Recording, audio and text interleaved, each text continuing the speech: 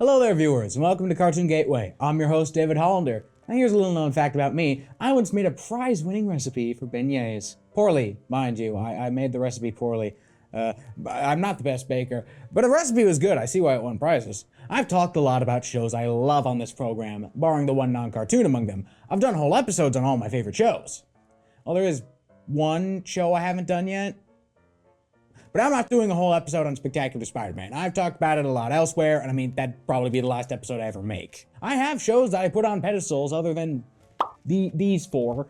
Some I just don't have a lot to say about. There is one show I could go on at length about, one that I watched all the time as a kid, which informed my love of action writing and has really pushed the boundaries of the genre on television. Now, I didn't say only one show. You know where this joke was going. I could be talking about either Ben 10 or Ninjago. That's the joke. Up to speed? Good. I love action shows and was just the right age to be involved in both of these franchises. Ben 10 was one of my first obsessions as a kid, and it's such a simple concept. He's no ordinary kid. He can turn into superpowered aliens, fight bad guys. I always find it funny that the popular perception of Ben 10 is as the kid, when in reality, he spent most of his original run of shows as a teenager, starting with the sequel series Ben 10 Alien Force, and continuing for about a dozen more seasons of spin-off shows, leading to the last piece of classic Ben 10 media, Ben 10 Omniverse. Gone was the art style of the last two shows, in came in the work of the immaculate Derek J. Wyatt, whose art style you might recognize from other such shows people like. In came a more comedic side, kinda like the original Ben 10 series. Out goes episode chronology, because the show follows up the events of the last Ben 10 show,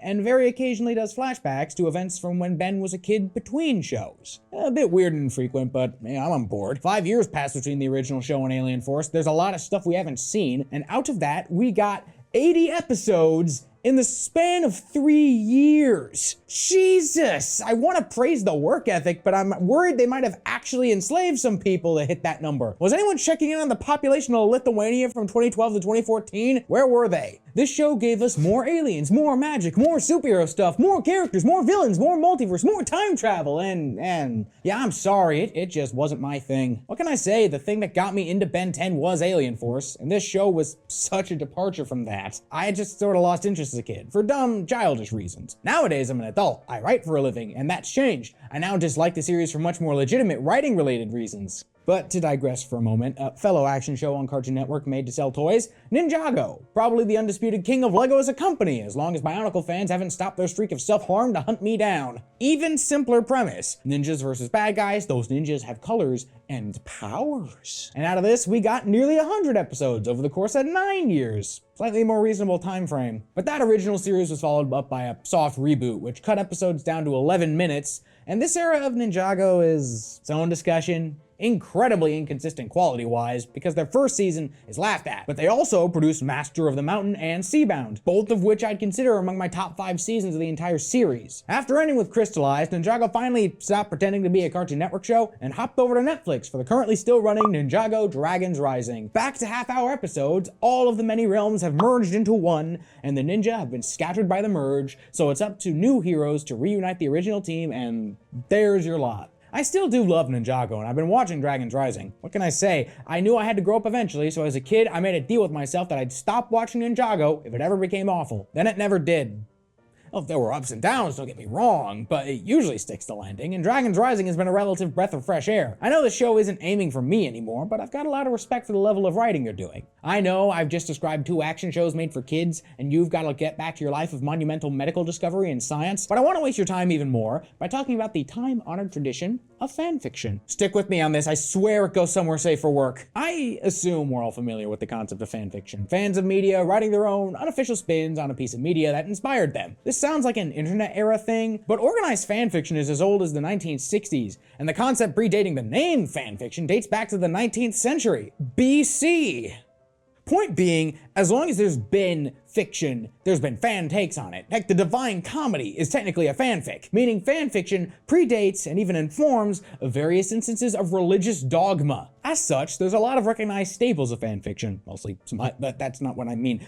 Fans are often not professional writers, or don't often start as writers, and the result is that fanfiction is usually associated with an amateurish writing quality. Characters who are obviously writer inserts, favoritism or weird hatred of established characters, retcons galore, missing even the basic themes as long as the new original ideas look cool, etc. I sound like I'm dogging on fanfiction writers, and I am, but I want to make it clear, I've got major respect for anyone making these things. Heck, I've got a pretty good friend who's a published fanfiction writer. She's currently working on a crossover fic between Power Rangers RPM and Lazy Town. We can all sit here and laugh at that all we want, but I guarantee none of you normal-brained people would have thought of that. That's why I respect fanfic writers. We've got to keep an eye on them. If we don't, they'll find a way to drill into the earth and they'll end up on the moon. Heck, for all the associations around fanfiction, there's something endearing about seeing an amateur writer taking on something they clearly love. Even more when that writer hones their skill and eventually becomes published or graduates from fanfiction to regular fiction. And that's when I had a thought. Ninjago Dragons Rising,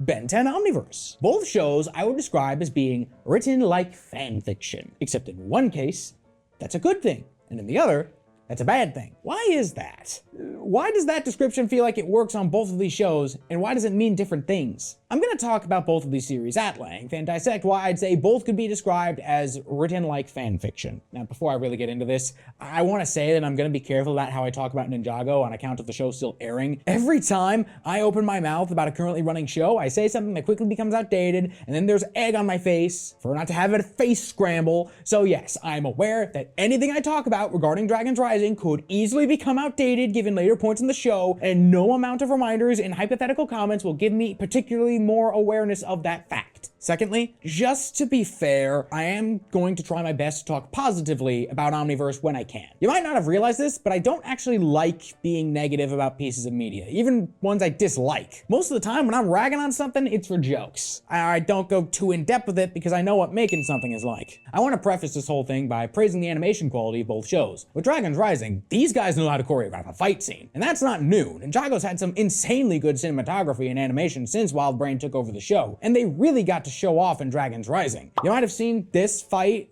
from season 4, a one-take fight scene that made the rounds on social media. Immaculate. What more else needs to be said? Now, as for Omniverse, my praise is going to depend entirely on how you feel about the art style of the late Derek J. Wyatt. To Omniverse's credit, characters who were conceived in this style look really good. Even some of the returning characters don't look half bad, but I think Ben's aliens themselves got the worst of it. There's the decision to give most of Ben's aliens clothes, even ones that didn't have them before, which only works on some designs and not others. Why is Big Chill buff? 10-year-old forearms looks better than present-day forearms? Like, in my opinion, these design changes are all either lateral ones or downgrades, unfortunately. Just about the only upgrade being Water Hazard, because I can now finally tell what he's supposed to be. But art is subjective. The art style itself has no categorical issues. Sure, angular art can occasionally impact the frame rate, but I'm not snobby about that. No, someone at Cartoon Network was definitely a frame rate snob, because that's probably why the reboot used a rounded art style to make the frame rate much smoother. Let's start with the first real point of comparison, how both of these shows went about rewriting established characters. Fanfics are generally not always the best at this, because as much adoration as fans have, they often don't like a character as much as they like their version of a character, and that's a quality even professional writers have. As many Batman fans can attest, there's often a massive gulf between how the fandom perceives a character and portrays that character and how they actually are. Fans tend to compulsively put their own biases into their work. Let's not even speculate how many Dragon Ball fan works include Krillin being unmercifully killed. What do you mean those don't exist? Really? You'd think so. Weird character to not be hated. Good for him, I guess. Luckily, we've got good examples on both ends and bad examples on one. The old Ninjago cast has mostly grown since their return in Dragons Rising, while in Omniverse, the older characters typically stagnated or devolved to varying degrees, the biggest offender being Ben himself. Don't get me wrong, Omniverse Ben has a lot of moments where he shines as both a protagonist and a character. There's a lot of love for the classic series in his characterization. That's not accidental either. The Omniverse writing staff got direct orders from Cartoon Network to align the tone of the show more with the classic series, rather than the much more serious Ultimate Alien Force era. As a consequence, Ben's more quippy, they play up his ego, and it's all very fitting as an evolution of classic Ben. The issue comes in the fact that UAF exists, and is still canon. I can believe this Ben is this Ben. I cannot believe that this Ben is this Ben. I can't blame Omniverse for this, not entirely, because it's just continuing a slide that began 2 series prior. See, Ben kind of reached peak maturity around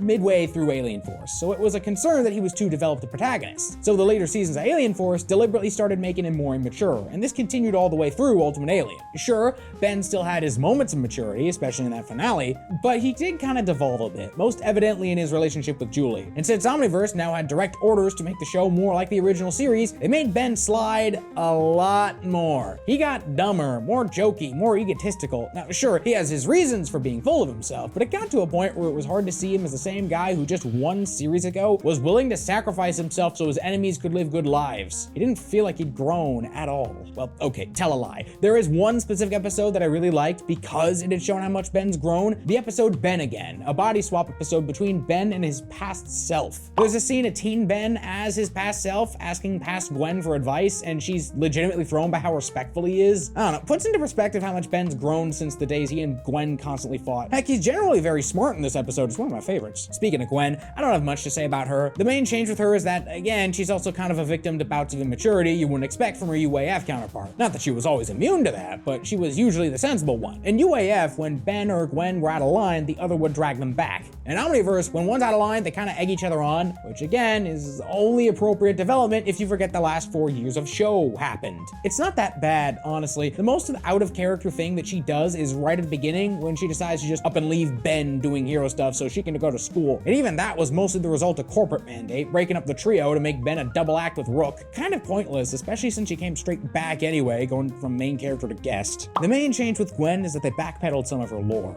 See, in the classic show, Gwen had magic powers. Alien Force went, no, actually, it's not magic, it's alien energy, retconning what we'd seen before. Omniverse said, no, actually, it is magic, and proceeded to make her powers a lot more mystical and expand the magic side of things. They combined elements of her Alien Force lore with her classic powers and mythos. In this respect, Gwen got the best of it when it came to transitioning into the new show, which is more than I can say for Kevin. My God, what happened to this guy? Kevin was legitimately the single most well-written and developed character in the last show. He had an incredible arc, going from Ben's arch rival in the original series to basically his brother. Heck, he even relapsed into villainy a few times, and even that at least made for compelling drama. In Omniverse, Kevin's just kind of a bumbling fool. Again, he's a guest character, not around that much, and it's not like he's a total idiot, but when he does show up, they tend to play him much more comedically. It's not unbearable, not like Ben, but good lord did it suck the life out of him. And his backstory, good God, his backstory. Put a pin in this, the batter got a free walk to first base and then proceeded to eat home plate. I could go on about the villains, but the same general themes apply to all of them. Their solution to Vilgax losing the aura he had in the OG show was to make him 1,000 times less threatening. Dr. Animo is even more of a joke now, which actually kind of works for the guy. Charmcaster is just kooky quirky for a bit.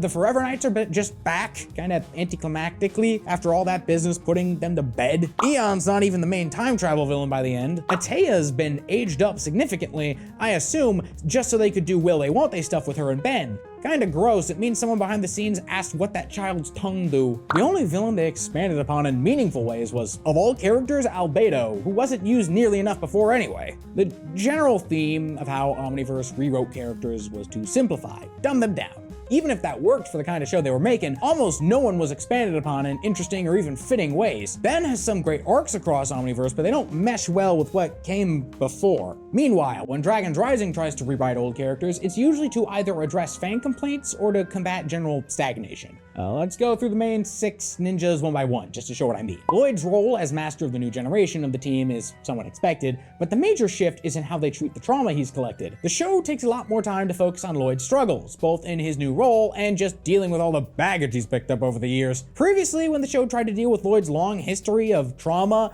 he always seemed more annoyed than anything, whereas now, he's genuinely beat down and struggling, and the show gives him the time he deserves. Now, with Kai, it seems like the writers haven't had a clue what to do with him for years. His arc was done by the end of season 2 of the original show, and Hands of Time put to bed any angst he might have had left, so they've just left him in multiple hellscapes to give him back some of the edge he lost, and also give him the first obvious successor, so a lot of his lighter moments come from his dynamic with Wildfire. Nia's story for most of the show is focused on her search for Jay, so not strictly anything new, but this is the first time in ages that we see the Jay-Nia relationship through her eyes. Yeah, obviously Jay's affections were never one-sided, but he was a lot more overtly lovey-dovey, so we give Nia the opportunity to make her more overtly affectionate to her husband, which again, fan complaint addressed. A lot of fans got bored with Zane being just the robot after a while, so they gave him the chance to change, though it did take a while. He, like Nia, spent time searching for his other half, Pixel, but once the pair were reunited, Zane took a brief leave of absence to see the world with her. And as of season 4, Zane's personality's been completely overhauled. He's chill, he's into art, he says janky now. I say janky now, Lloyd. It's super refreshing to see him like this. Jay just got memory lost. Gone was the much more comedic, borderline whiny personality he'd begun to develop in recent years. In came a much more abrasive, antagonistic, and selfish personality.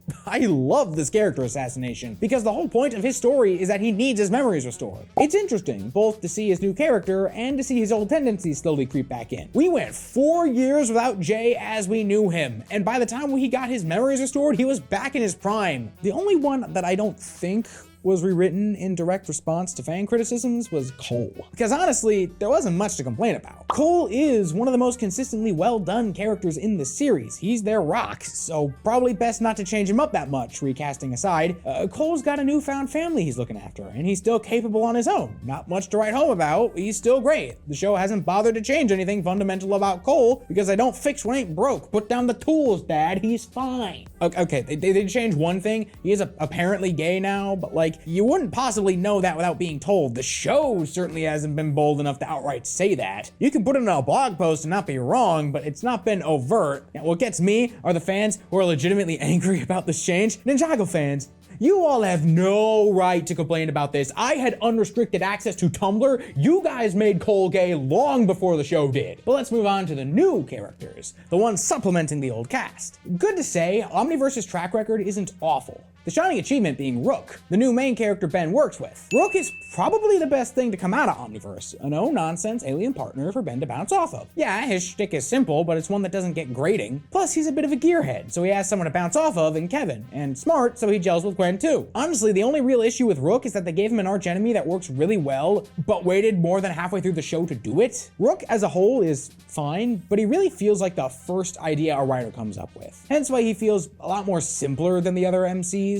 I do like the character, but there's no denying he's not as complex. And the side characters aren't much better. Have you never fallen in love but always wanted to grow old with someone? Might I offer Blue Kitchen Dreba's shtick? It was over the hill by their second appearance, so it's got the old part down. As for new villains, it's a mixed bag. Dr. Psychobos, just an evil version of Brainstorm, he's fine. Billy Billions, some rich kid rival Ben didn't even notice as a kid. Not a bad idea, but he's got no business being a villain of present day Ben. Kyber is a cool villain, an alien huntsman who commands an animal that turns into the natural predators of Ben's aliens. That is, I guess it'd be cooler if he actually had one predator for every one of Ben's aliens. It's implied that he does, but in practice he only uses like a dozen. Moltramp makes for a really fine enough final villain if they really didn't want to use Eon for his story. Fist Trick is just some dude bro crime lord, and I can't tell if he's a joke or not. Luma is just a yandere obsessed with Ben, which in this show is incredibly redundant because every woman seems to crush on Ben unless they're related to him. Conversely, Malware is one of the best ideas in the whole show, hands down. Everyone else is either cannon fodder or jokes. Mixed bag. With Dragons Rising, most of the new characters are alright. They mostly come in the form of the next generation of ninja, starting with the duo of Eren and Sora. Eren is a textbook second-gen character, a fanboy of the ninja who's more tolerable than Nelson ever was, good god. He's got missing parents and no elemental powers, but he can do his own special spinjitzu, even if he can't do spinjitzu classic. Sora is a girl from a different realm who has the power to control technology. She is Eren's friend. They both sound pretty basic, but they end up putting a twist on Eren. He's got an inferiority complex due to his lack of powers and inability to do spinjitzu properly. This, combined with the fact that the search for his parents keeps getting put on hold by Lloyd, actually drives him to work for Roz, the show's main villain. Our new MC gets legitimate introspection about breaking cycles from master to student. He's disenchanted by his heroes, but comes back around to them eventually because ultimately they are heroes. How does Eren still work as a protagonist if he gets a villain arc? That's the thing, I'd argue he's not the main protagonist. In that first season at least, Sora is the main new ninja. She's the one who has a connection with the main villains, the one who gets powers from baby dragon Ryu, the one who ultimately overcomes obstacles to save the day. I'm fine with Eren being slightly generic in season 1 because they used him to Trojan horse a girl MC under our nose, which is just funny to me. As for the other new ninja, not much to say about them. Wildfire was very obviously introduced as a Kai replacement. She is genuinely funny, more than any comic relief the show's had before, but she has her moments of sincerity to make her more well-rounded. As for Frack, the guy hasn't done too much, but he's the MVP of his introductory story, and I appreciate the guy having an inverse arc to Eren, being an antagonist who grows to heroism. And there's Ryu, who I'd love to talk about more, but he's also kind of a pet more than a character. Feels wrong to say, but he doesn't even speak, so it feels even more wrong to give him his own section. Also, have to mention, Euphrasia's a delightful character. No clue if she's going to be a ninja going forward, but dang it, she has shown up almost every season so far, sometimes in places she has no business being. I wouldn't mind her sticking around. All of these guys are pretty basic as new characters, but they're all good foundations, and they all generally make sense. I haven't seen much of them as a complete team yet, but I'd like to. They're solid enough that I want to keep watching this show, which, thinking about it, kind of just plays out like some kids Ninjago themed tabletop campaign. Don't know why I specifically get tabletop vibes from this show. That's probably why I took to the new characters so quickly. It's not just that I can imagine them as OCs made by an excited kid, I can specifically imagine them as player characters made by people in some Ninjago themed tabletop RPG. I can legit attribute all of these guys to people I've played with in real life. So if we're thinking in terms of which batch of new characters feel more like fan creations, I'd have to say Dragon's Rising. That mostly comes down to how different the show feels to its predecessors in terms of setting. Probably the main distinction here. Omniverse completely revised the tone of the show, while Dragon's Rising keeps the tone but changes the setting, which does make the tone a little wacky sometimes. I don't know, this kind of broke down a bit. Side note, I've got nowhere else to mention this. I know Ninjago is made to promote toys, but I get the feeling that Dragon's Rising actively doesn't want to do so, because they spend a lot of time on things you won't find in the toy line. Ooh, a junkyard where lost things go, an agency all about organizing stuff, and an entire realm populated by one guy with infinite bodies who casually midsummers people. But what's the other thing fanfic writers are known for doing? That's right, retconning stuff. Changing established canon to suit their needs, often disregarding sense to do so, and that definitely fits both shows here. Admittedly, there's not much to say in regards to Dragon's Rising. Aside from the stuff surrounding the merge itself, they make retcons kinda flagrantly, but the general purpose seems to be to fix things that need fixing. For instance, among the merged lands is Cloud Kingdom, the place where in Season 5, destinies were written. Problematic. These guys could theoretically solve all the problems if they just wrote stuff, and determinism is depressing. So now, the people of Cloud Kingdom only think they write destiny into existence, which works a lot better for the new show. Every retcon is generally like that, adding lore or changing things up to fit the new show. Now, Omniverse simultaneously doesn't give rat piss about continuity and cares psychotically too much. They are so dedicated to continuity, they'll straight up reference DVD pop-ups for lore, which is why Kai Green came back and became Ben's love interest. We totally had a good dynamic with Esther, but nope, we have to kneecap our endearing romance because DVD pop-ups are gospel. But also, they're willing to exploit the time skip from the original show to say all this other stuff totally happened. I like when they use the flashbacks to add further context, like giving Kevin and Gwen more interactions in the past. And hats off with the insanely obscure polls. It's because of them that aliens like Atomics and Topic, both of which were unseen for years, finally got faces. But if you were going to kneecap the show just to appease continuity, which by the time travel logic of this show doesn't matter anyway, then I would have preferred you just not bother. That's why I actually like the 2016 reboot more than Omniverse. I know it is, by most measures, the worst show, but it's not presenting itself as a sequel. It's allowed to make changes because of that. It may be wearing my dead friend's hat, but Omniverse is wearing my dead friend's skin and hasn't even crawled out of the grave yet. That's more concerning. And of all the stories Omniverse told, good lord, the Rooters arc was the absolute pinnacle of buggery. Bend me over and sweep me out the door levels of messing with the audience. I could tolerate the show just kind of being different from what I expected, but this entire arc, it is actively insulting my intelligence. I don't care if I'm actually dumb. I'll still be mad if you call me dumb or treat me like I'm dumb. To be fair, Cervantes is an effective villain, well-designed, well-acted, with motivation that to a degree makes sense, and a unique power set. I'll grant that much. But so much about this entire arc doesn't make sense. It doesn't make sense why, if Cervantes didn't want Ben to have the Omnitrix in the first place,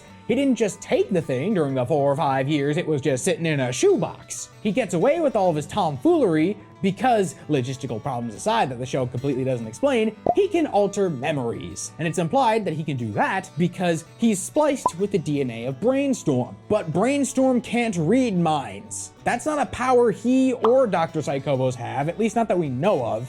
So why can Cervantes do that? It doesn't make sense why they roped the Amalgam kids into Kevin's revised backstory, because their origins are now 1,000 times more complicated when they didn't need to be. And speaking of, someone on this writing staff must have hated Kevin's backstory in Alien Force because they used Cervantes and his memory messing with abilities to say, nope, didn't happen. Yeah, Kevin's turn to good, apparently, was manufactured by altered memories and sleeper agent programming. His dad, partial motivation for that change, wasn't real. What?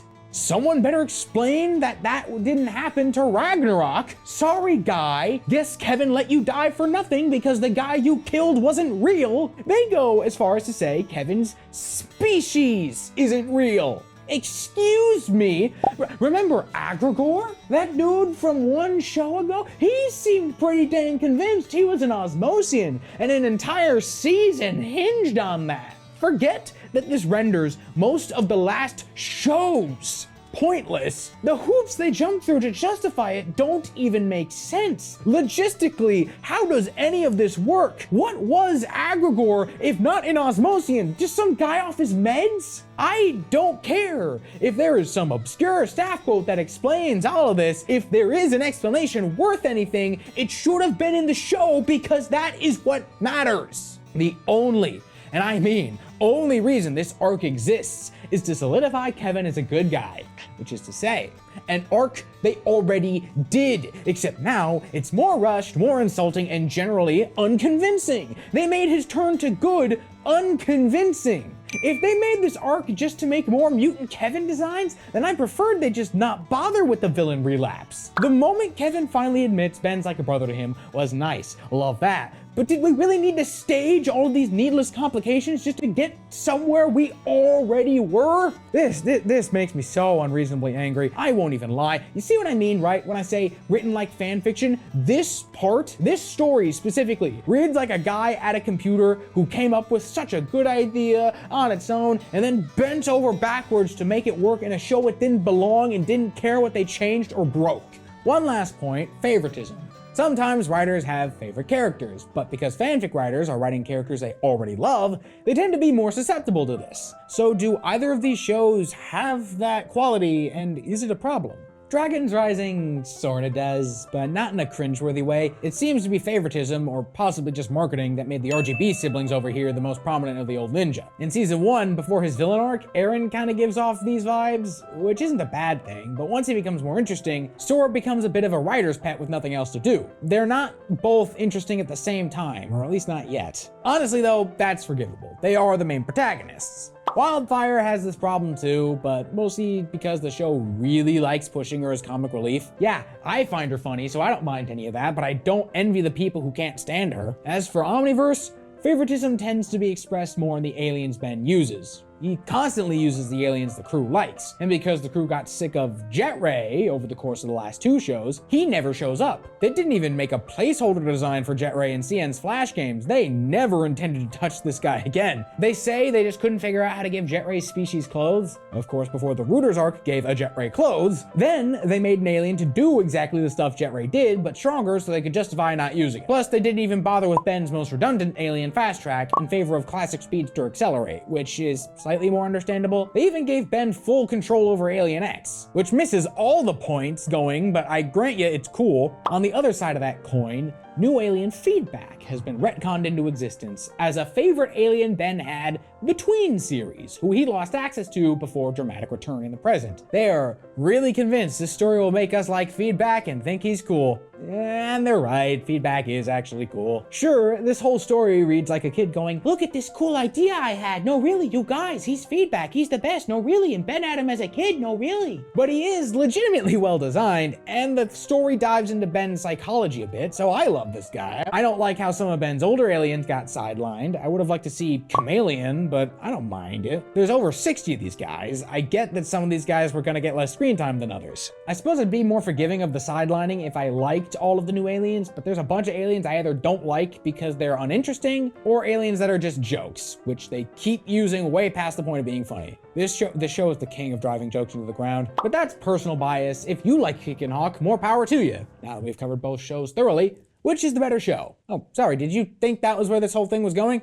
Dragons Rising is still airing. I'm not gonna make definitive statements like that. This whole thing wasn't a test of quality. It's a test of how both of these shows express these specific qualities, and why that can be a good or bad thing. Overall, I don't know. Despite my gripes, I don't hate Omniverse. I still don't like it that much, but I've got better things to waste hate on, and there's enough good here to appreciate. Dragons Rising has problems. They've got a bad habit of rendering their own villains pointless unless they're Raws, but whether DR sticks the landing or not, I already have a version of the thing I liked. What's the harm in another? Fanfic writers will do what fanfic writers do, and eventually that might get them a dream job, writing the very thing they're fans of. We're already seeing that in another show, American Dad. The new Fox season clearly was written by fans. Just keep some of the stuff I talked about in here in mind when you do get those jobs, okay? Tune in to other episodes of Cartoon Gateway for more cartoon discussion, or maybe more little known facts about me. Such as, I do indeed play tabletop RPG campaigns. The next one I'm going to be in is actually based off of Vox Machina. In an act of profound redundancy.